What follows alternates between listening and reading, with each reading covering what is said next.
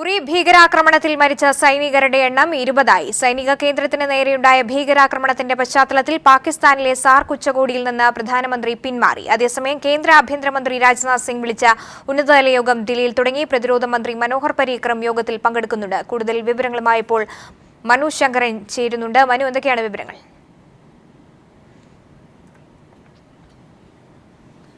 സോമി, ഇപ്പോൾ മരണപ്പെട്ട സൈനികരുടെ എണ്ണം 3 സൈനികർ കൂടി മരിച്ചിരിക്കുന്നു. 20 പേര് ആയിരിക്കുന്നു മരണസംഖ്യ എന്നാണ് ഇപ്പോൾ സൈനിക വൃത്തങ്ങൾ തന്നെ ഔദ്യോഗികമായി അറിയിച്ചിരിക്കുന്നത്.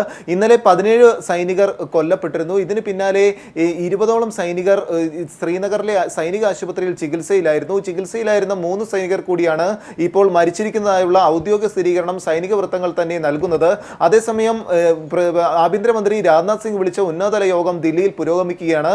കാശ്മീർ സന്ദർശിച്ച ശേഷം പ്രതിരോധ മന്ത്രി മനോഹർ പരീക്കറും ഈ യോഗത്തിൽ പങ്കെടുക്കുന്നുണ്ട്. കരസേനാ മേധാവി ദൽബീർ സിംഗിനൊപ്പമായിരുന്നു ഇന്നലെ പ്രതിരോധ മന്ത്രി മനോഹർ പരീക്കർ ഈ ഉറി സൈനിക കേന്ദ്രത്തിലും ഭീകരാക്രമണം നടന്ന മേഖലയിലും മറ്റു സ്ഥലങ്ങളിലുമെല്ലാം സന്ദർശിച്ചിരുന്നത്. ഇതിനുശേഷം സ്ഥിതിഗതികൾ വിലയിരുത്തിയുള്ള റിപ്പോർട്ട് പ്രതിരോധ മന്ത്രി മനോഹർ പരീക്കർ കേന്ദ്ര ആഭ്യന്തരമന്ത്രി രാജ്നാഥ് സിംഗിന് കൈമാറും. ഈ യോഗത്തിൽ പ്രധാനമായും ദേശീയ സുരക്ഷാ ഉപദേഷ്ടാവ് അജിത് ഡോവൽ, അതോടൊപ്പം റോ മേധാവി, BSF, CRPF DG, അതോടൊപ്പം NSG DG എന്നിവരും പങ്കെടുക്കുന്നുണ്ട്. ഈ യോഗത്തിൽ പ്രധാനമായും ഇന്നലെ കരസേനാ മേധാവി ദൽബീർ സിംഗ് ഉന്നയിച്ച ആവശ്യം ചർച്ചയാകുമെന്നാണ് അറിയുന്നത്. ഇന്നലെ തന്നെ കരസേനാ മേധാവി ഉന്നയിച്ചിരുന്നത് ഈ നിയന്ത്രണ രേഖയ്ക്ക് സമീപത്ത് പലതരത്തിലുള്ള ഭീകര കേന്ദ്രങ്ങളുണ്ട്.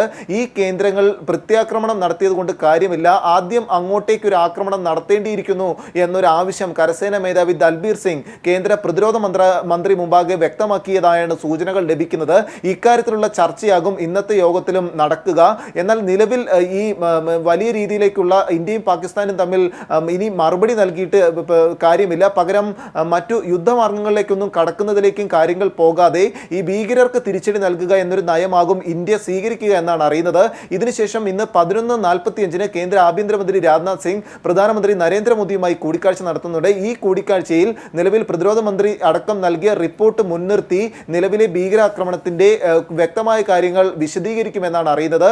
ഇതിനുശേഷം ഇത് സംബന്ധിച്ചൊരു ഔദ്യോഗികമായ പ്രതികരണം കേന്ദ്ര ആഭ്യന്തരമന്ത്രി രാജ്നാഥ് സിംഗ് തന്നെ നൽകും. സോമി, മനോജ് ശങ്കറിനാണ് ദില്ലിയിൽ നിന്നും വിവരങ്ങൾ നൽകിയത്.